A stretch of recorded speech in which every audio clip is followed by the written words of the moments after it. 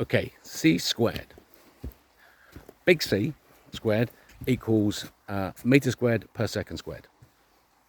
Explanation of. At the center of the planet, there is a bubble of water. Inside that bubble of water is a diamond.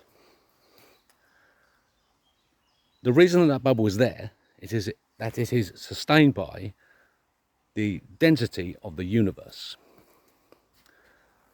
So that c squared equals meter squared per second squared requires you to make a shift in your thinking that the Earth is the center of the universe. So that's just an assumption to make at the beginning of this paper. Here is this bubble with a diamond at the center formed by the maximum density of universal compression, force pushing to compress that bubble of water.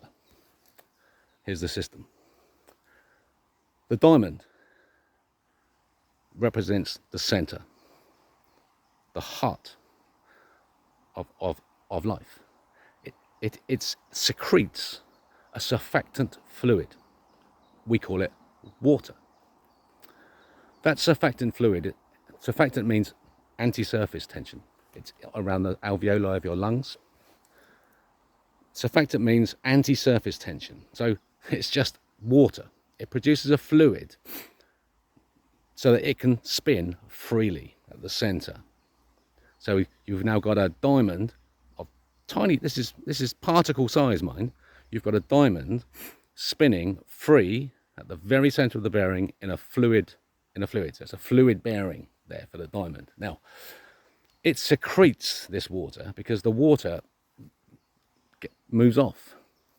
Because the water is in the form of steam. It's really hot, spinning really fast. The diamond's spinning really fast. The water it secretes is secreted as steam. So the steam expands, pushes out, carrying the light that is created by the diamond spinning at the center of this amazingly powerful system. It's producing light. There's friction going on in there, heat, light. So the steam fires out, the light fires out, carrying the steam. That's right.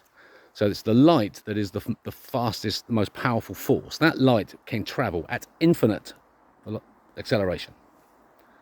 Infinite acceleration is available to that light. So it is often on its way expanding.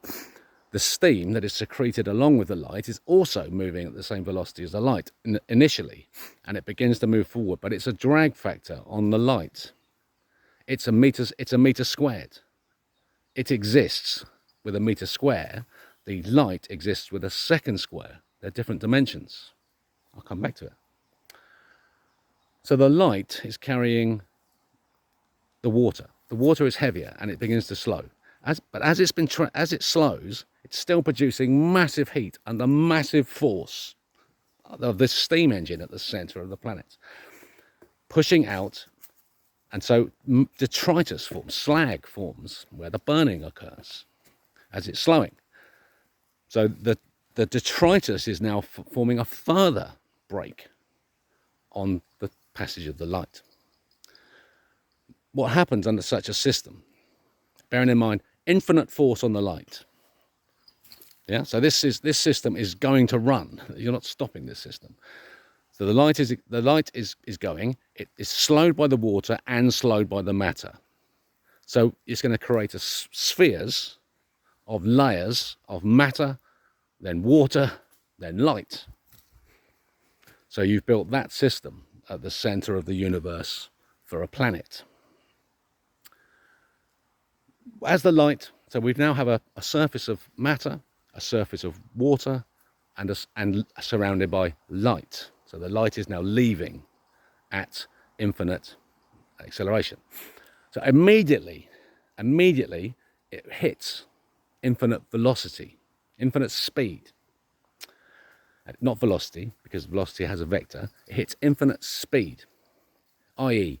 it is going as fast as possible in a direction, and it is spinning and turning, covering all the other accelerations available to it because of the energy it has. It's so vast. So it must use up all the accelerations. Why does it use up all its accelerations? Is there a limit? Yes, there is. Notice what I said about all accelerations. acceleration is you can have in velocity, meters per second squared, yes, boom, faster and faster and faster rate of. You can also have acceleration in terms of vector change. That's also meters per second squared, but you read it orthogonally I. You insert the imaginary number in there. It's a branch of mathematics. It's fascinating. So why does it start spinning? Because the planet is still a drag factor on that light. Because although it is capable of reaching infinite acceleration and does so, it comes from the center of the planet. So the duration of that infinite acceleration actually has a duration, a measurable duration, because it's as the light is slowed as it leaves the center of the planet going out, that time is made by the motion of the infinite light to the edge of the universe. It's a drag factor. So you've created a perpetual system with a measurable dimension of infinite size. Just stand outside that system a moment and look at a glowing white sphere on a deepest black surface. Look at that glowing white sphere. That's the universe. Go to the center of that universe and look out from the inside. What do you see? You can't see the infinite acceleration of the light. It's moving away from you. You can't see it. You see it at the point that it takes off, that it kicks off from the planet. The moment that it kicks off from a surface, that it has lost the matter, it has lost the water, and it's gone. Picture what the surface looks like of this system. The light reaches the edge of the planet. Let's say here's the planet's matter, water, light. Here's a piece of water arriving at the surface.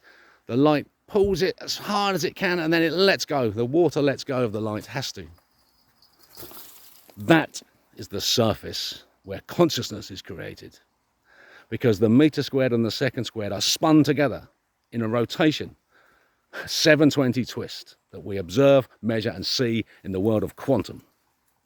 So you're observing the action of consciousness as the surface turns inside out, right there on that boundary, and off it goes into the other dimension of the second squared.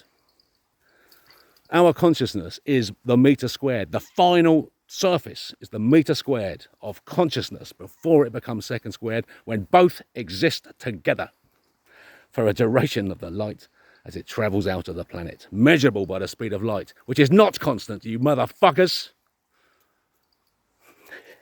And neither is gravity. Because a surface, no matter how thin, the surface of a sphere, no matter how thin it is, must have a greater surface area on the outside than it does on the inside. It must. Even if that line is non-existent, if you try to measure it, you must include the thickness. And what's the difference? The inside, you use pi natural, a perfect sphere on the inside of second squared. If you want to use meter squared, you use pi golden ratio, 3.144, a circle constructed from a series of straight lines. And there you go, you've got a difference between two pi's, and there's the surface. That's the thickness of the surface that they're measuring. Now, my beautiful friends, is that enough? Can you take the perspective that the Earth is the center of the universe? Can you see who might have constructed such a universe and put his children to run and play on the surface? Because remember that image of the sphere on the deepest of black surface? That's where consciousness is created. And we experience it. Now we choose what we do with that information when we get it.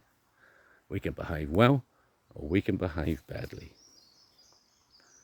If you behave well, God loves you and chooses wonders for your life like you cannot believe. If you behave badly, you're in big trouble. Welcome, at last, to the future. Follow the Rebel King.